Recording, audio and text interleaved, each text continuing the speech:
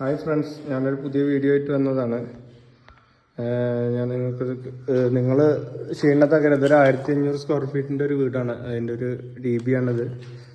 ഇതിൽ നമ്മൾ വലിച്ചിട്ടുള്ളത് എങ്ങനെയാണെന്ന് വെച്ച് കഴിഞ്ഞാൽ, ഇപ്പോൾ ഇതെല്ലാം ഒരു സർക്യൂട്ടാണ്. സർക്യൂട്ടിൽ നമ്മളിതിൽ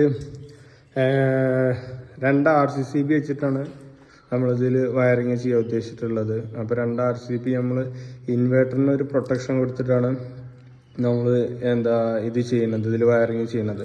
അപ്പോൾ നമ്മൾ ഇതിൽ എക്സ്ട്രാ ഒരു ഇൻവെർട്ടറിൻ്റെ ന്യൂട്രൽ പാട് വരും. നമ്മൾ സാധാരണയായിട്ട് അങ്ങനെ പല ഇലക്ട്രീഷ്യന്മാരും ചെയ്യാറില്ല.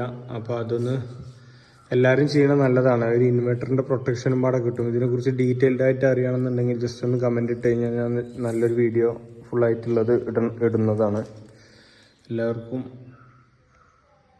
എല്ലാവരും ചാനലൊന്ന് സബ്സ്ക്രൈബ് ചെയ്യാം.